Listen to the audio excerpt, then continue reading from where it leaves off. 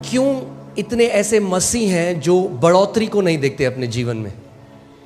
वो चर्च आते हैं, वचन को सुनते हैं, मगर जो बढ़ोतरी उनके जीवन में होनी चाहिए वो नहीं होती।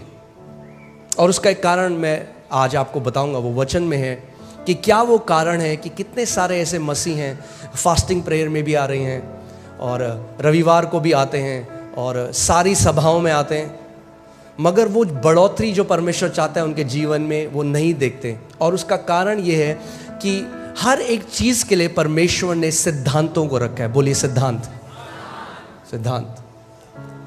आमीन। ऐसा नहीं है कि परमेश्वर कुछ लोगों के जीवन में करता है और कुछ का उसका मन नहीं करता, वो कहता है नहीं नहीं ये इनके नहीं करूँगा, मैं इसके करूँगा। वो ईना मीना मोही मोड़ नहीं कर रहे हैं। समझ रहे हैं आप? परमेश्वर ने जो सिद्धांत रखे हैं वो हर किसी के लिए है।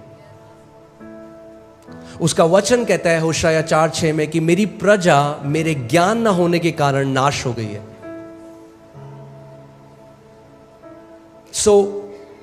अगर हमें परमेश्वर के वचन का ज्ञान नहीं है तो क्या होगा? जो परमेश्वर चाहता है, जो सिद्धांत उसने हमारे लिए रखे हैं, अगर हम उनको नहीं समझेंगे तो जो बढ़ोतरी वो हमारे जीवन में देना चाहता है, जो कार्य वो हमारे जीवन में करना चाहता है, वो हो नहीं पाएगा। इसीलिए परमेश्वर चाहता है कि हम उसके वचन में बढ़ते रहें। आप देखेंगे क्या लिखा है, मेरे ज्ञान न होने से मेरी प्रजा नाश हो गई है। तूने मेरे ज्ञान को क्या ठहराया है? तुच्छ माना। वो लोग, वो मसीह लोग आज जो नाश हो रहे हैं, उनके पीछे ये कारण नहीं है कि शैतान बहुत बड़ा है।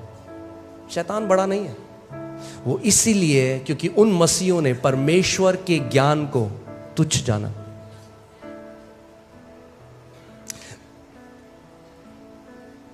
कितने सारे ऐसे मसीह हैं जो सारी प्रेयर मीटिंग में जाते हैं, और अच्छा है, हम लोगों को प्रार्थना बहुत जरूरी है, प्रार्थना में करनी है, मगर प्रार्थना भी आप, अगर आपके पास सत्य नहीं है तो आप गलत तरीके से प्रार्थना करेंगे और अपने उत्तर से और दूर चले जाएंगे। आप जानते हैं गलत प्रार्थना करने से आप अपने उत्तर के पास नहीं, दूर चले जाते हैं। कितने लोग ऐसे, कितने मसीह ऐसे हैं, उनको उत्तर इसीलिए नहीं मिला क्योंकि उनकी प्रार्थनाएं गलत हैं। इसीलिए हमें क्या करना है? हमें बढ़ना है परमेश्वर के ज्ञान में, उसके डील डॉल में, उस प्रकाशन में जो आत्मा के द्वारा आता है। मेरे ज्ञान न होने के कारण मेरी प्रजा क्या हो गई? नाश हो गई। यानी ध्यान से सुनिए, परमेश्वर की प्रजा नाश हो सकती है क्योंकि उन्हें परमेश्वर का ज्ञान नहीं है। उन्होंने परमेश्वर के ज्ञान को क्या किया? तुच्छ जाना। तो मैं आज आपको बढ़ोतरी के लिए बताता हूं। देखिए कितने मसीह ऐसे हैं, उनके कानों में ना खुजली है। क्या है खुजली? क्या है? कुछ नया सुनाओ पास्टर। अरे पास्टर ये तो अब विश्वास तो आपने ऑलरेडी 12 कर रहे, सुन लिया हमने, किताब भी लिख दिया आपने विश्वास के बारे में। कुछ नया सुनाओ पास्टर, कुछ नया। हमें कुछ नया रेवलेशन सुनना है। क्या सुनना है? नया रेवलेशन। जो पुराना सुना है उसके फल हैं कुछ जीवन में?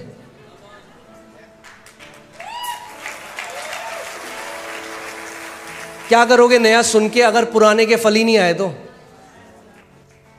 बात नया प्रकाशन सुनने की नहीं है, बात यह है जो आपने सुना उन फलों को फलाने की है।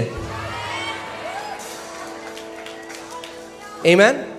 और इसीलिए मैं आपको बता रहा हूं, मैं आज आपको एक सीक्रेट, एक कुंजी दे रहा हूं बढ़ोतरी की। इतना आसान है बढ़ना कि आपको लगेगा अरे कैसे मैंने मिस कर दिया। बहुत ही आसान है। आप जानते हैं क्या है?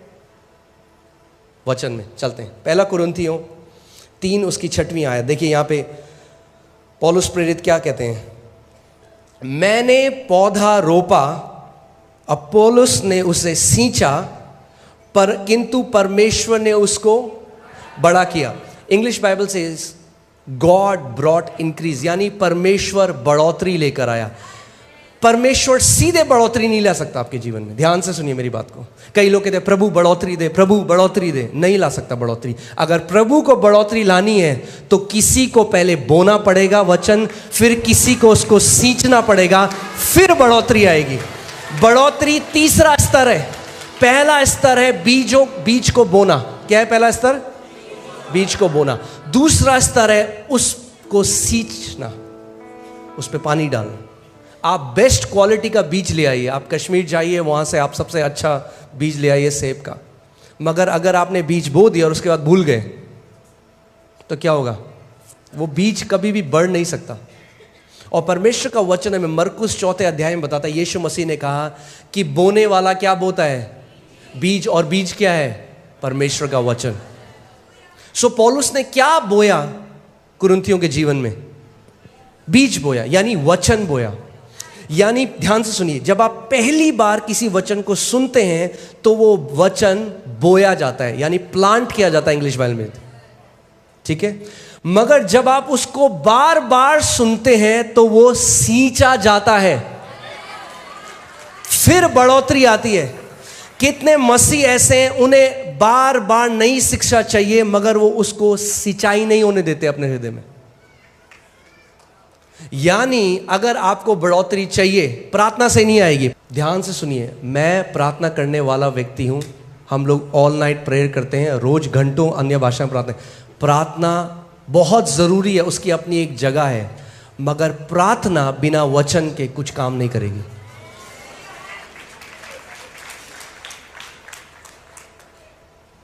बोने वाला प्रार्थना बोने नहीं गया, बोने वाला क्या बोने गया?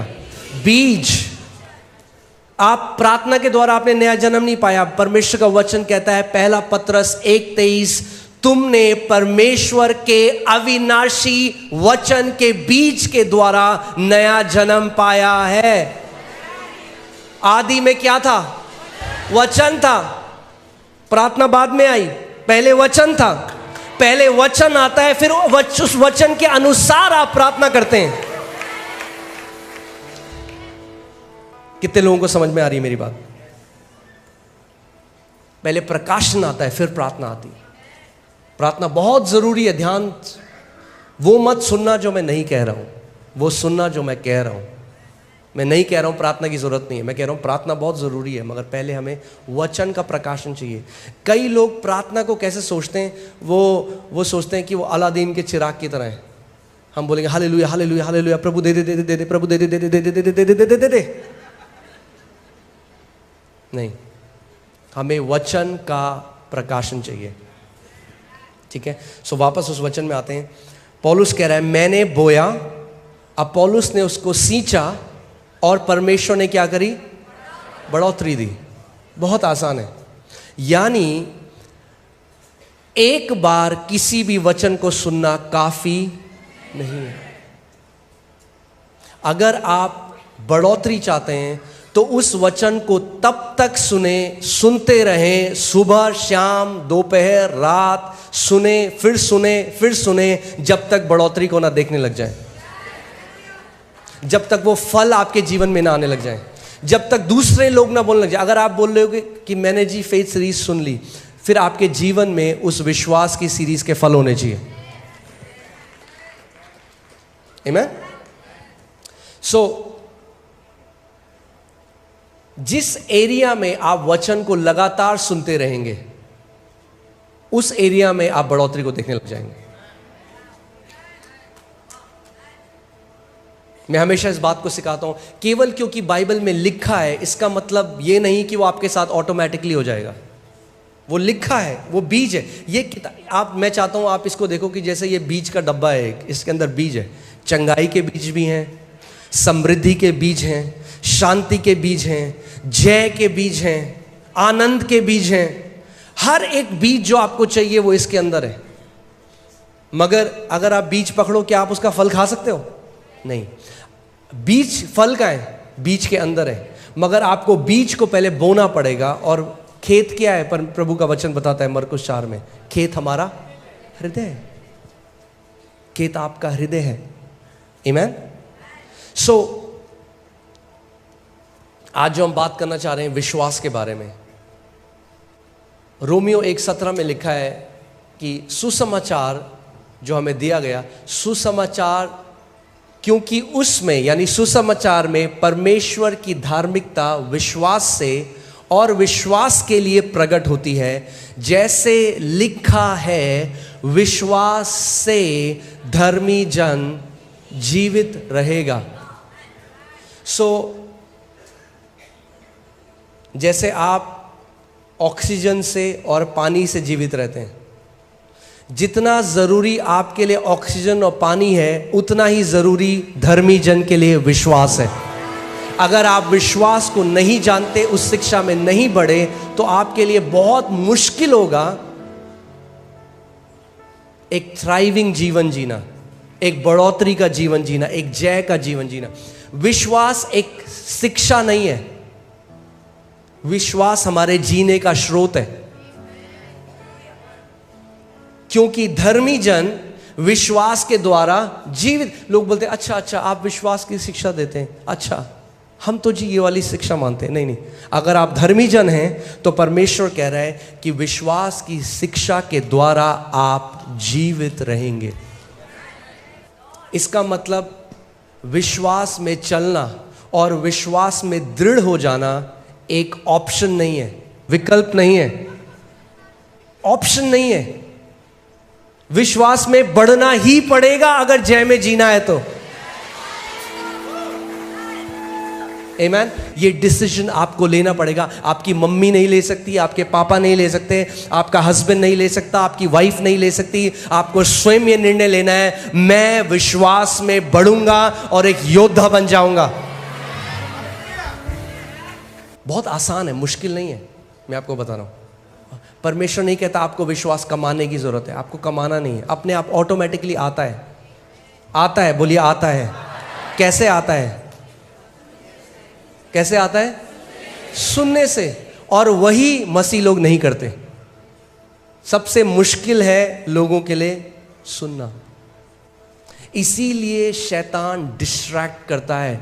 जब आप देखिए, इस कलीसिया को का अगुवा होने के नाते और इतने साल से मिनिस्ट्री में, और जब हम लोग बाहर भी जाते हैं, बहुत आसान है देखना कौन से ऐसे मसीह हैं जिनके जीवन में फल होंगे और नहीं होंगे।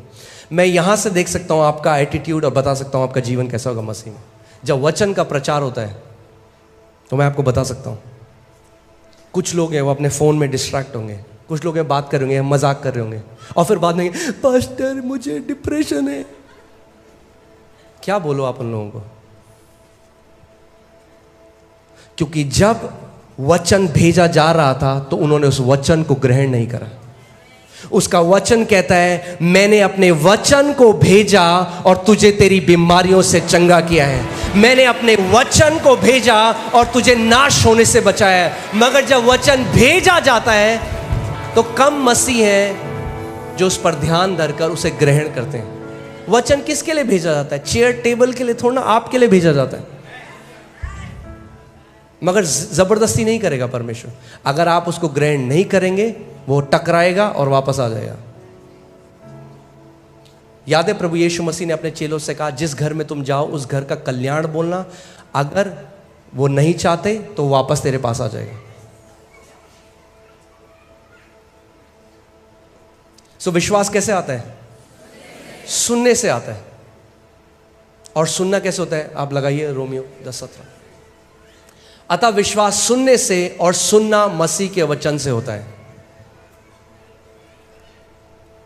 और इंग्लिश बाइबल में जो रूट वर्ड है, जो असली में, जो यूनानी भाषा में जब बाइबल लिखी गई, उसमें लिखा है विश्वास सुनते रहने से आता है, एक बार सुनने से नहीं आता।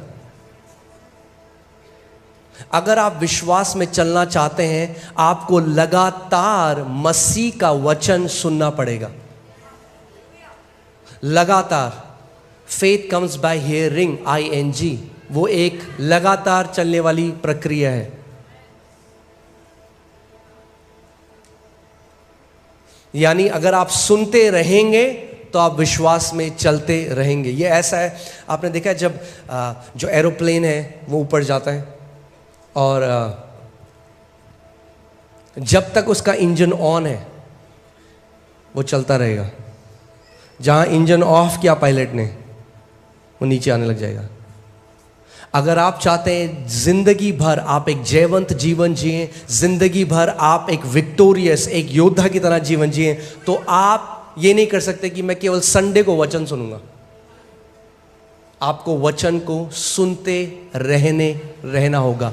फिर से, faith comes by hearing and hearing by the word of God. Faith doesn't come by having heard. हाँ जी, सन 57 में सुना था जी हमने ये वचन। नहीं, सुनने से आता है। सो मैं आपको बताना चाह रहा हूं, जो लोग विश्वास नहीं है जिनके अंदर, वो पता है कौन है? जिनके सुनने के कान नहीं है। सबसे बड़ी प्रॉब्लम, सबसे बड़ी दिक्कत परमेश्वर को जो है वो उन लोगों से है जिनके सुनने के कान नहीं है।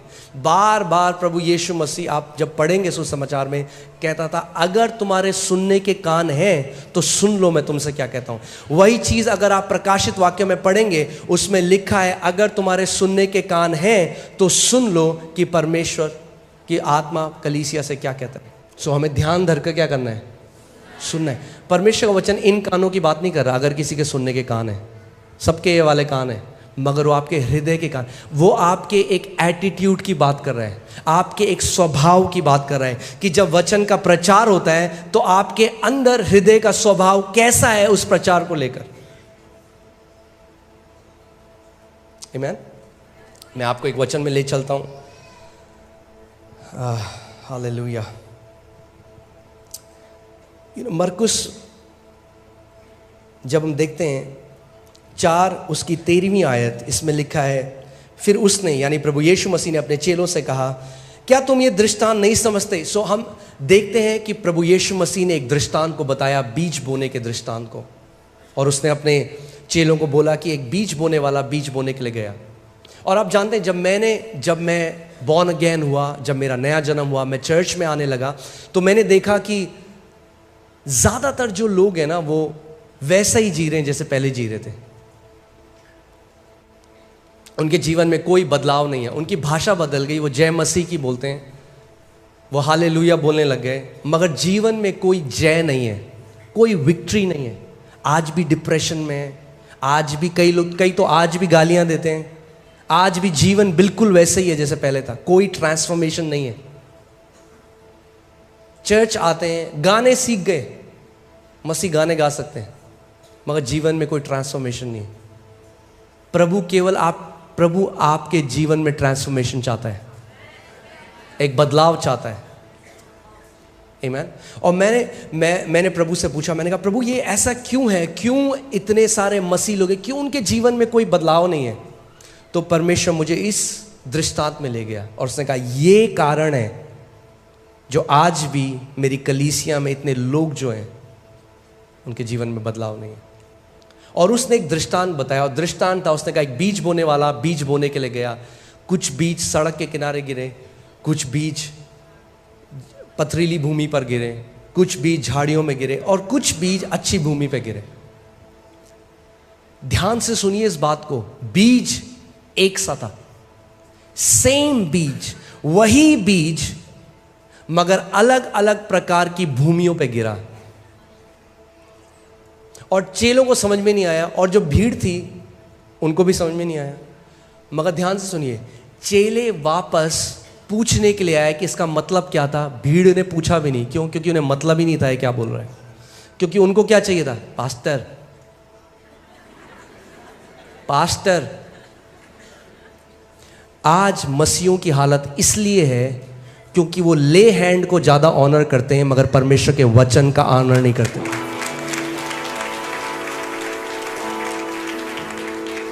वो 8 घंटे खड़े हो जाएंगे लाइन में कि कोई प्रभु का दास हमारे सर पे हाथ रख दे, मगर 8 मिनट अपने घर में वचन को नहीं खोलेंगे। सो प्रभु यीशु मसीह ने कहा कि क्या तुमको ये समझ में नहीं आया दृष्टांत? अब देखिए, फिर उसने उनसे कहा क्या तुम ये दृष्टांत नहीं समझते? तो फिर और सब दृष्टांतों को क्यों कर समझोगे? इंग्लिश बाइबल में लिखा है, वो कह रहा है कि अगर तुम इसको नहीं समझते तो तुम कुछ भी नहीं समझोगे परमेश्वर के राज्य में। यानी ये जो दृष्टांत है ये सारे और दृष्टांतों की नींव है। बोने वाला क्या बोता है? बोने वाला क्या बोता है? वचन बोता है। आप संडे को क्यों आते हो यहाँ पे? लाइट के लिए नहीं, म्यूजिक के लिए नहीं, आप आते हो कि बोने वाला वचन बोता है। आप वचन को ग्रहण करने के लिए आते हो। You come to receive the word. प्रभु यीशु मसीह कह रहे हैं बोने वाला क्या बोता है? वचन को बोता है। यानी ये दृष्टांत एक फिजिकल बीज के बारे में नहीं है, ये दृष्टांत किसके बारे में है? परमेश्वर के वचन के बारे में है। बोने वाला वचन बोता है। अगली आयत, जो मार्ग के किनारे के हैं, जो मार्ग के किनारे के हैं जहां वचन बोया जाता है, ये वे हैं कि जब उन्होंने सुना तो शैतान तुरंत आकर वचन को जो उनमें बोया गया था उठा ले जाता है। अब मैं चाहता हूं कि आप ध्यान धरकर सुने कि परमेश्वर का वचन क्या कह रहा है। शैतान तुरंत आकर, बोलिए तुरंत। पता है आपको शैतान तुरंत क्यों आता है? क्योंकि शैतान को ज्यादा विश्वास है परमेश्वर के वचन में।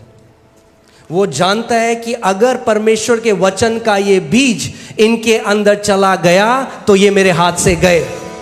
यीशु मसीह ने कहा यूहन्ना 10:10 में कि शैतान चोरी करने, घात करने और नाश करने के लिए आया। मगर शैतान क्या चोरी करता है? वचन। क्योंकि वो जानता है अगर वो वचन चुरा लेगा आपके जीवन से तो वो सब कुछ बाकी चुरा सकता है। क्योंकि चंगाई वचन में है, प्रॉस्पेरिटी वचन में है, सब कुछ परमेश्वर के वचन में है। आदि में वचन था। परमेश्वर का वचन इब्रानी 11:3 में लिखा है कि सब कुछ जो हम देखते हैं और नहीं भी देख सकते, उस सब की सृष्टि, ये पूरा ब्रह्मांड जो परमेश्वर ने बनाया, ये यूनिवर्स, ये चांद सितारे, जो कुछ परमेश्वर ने बनाए, ये वचन के द्वारा ही उत्पन्न हुए। सो सब कुछ जो आप देखते हो वो किसके द्वारा उत्पन्न हुआ? वचन के द्वारा।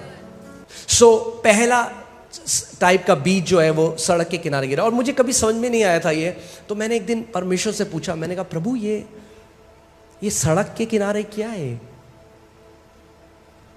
सड़क के किनारे कौन बोता है कुछ? और प्रभु ने मुझसे बोला कि सड़क के किनारे तुझे क्या दिखता है? और आज भी जब मैं आ रहा था तो मैं सड़क के किनारे देख रहा था। क्या दिखता है आपको सड़क के किनारे? आपको दिखेगा कूड़ा। सुबह जो झाड़ू मारता है सड़क के किनारे, सारे गुटखे के पैकेट, दूध की थैलियाँ, कुरकुरे के पैकेट, सारा जो कूड़ा है वो आपको सड़क के किनारे। सो ये पहले तरीके के लोग वो लोग हैं जो कलीसिया तो आते हैं मगर जब वचन प्रचार होता है तो उसको कूड़ा समझते हैं। उनको कोई मतलब नहीं है वचन क्या बताया जा रहा है।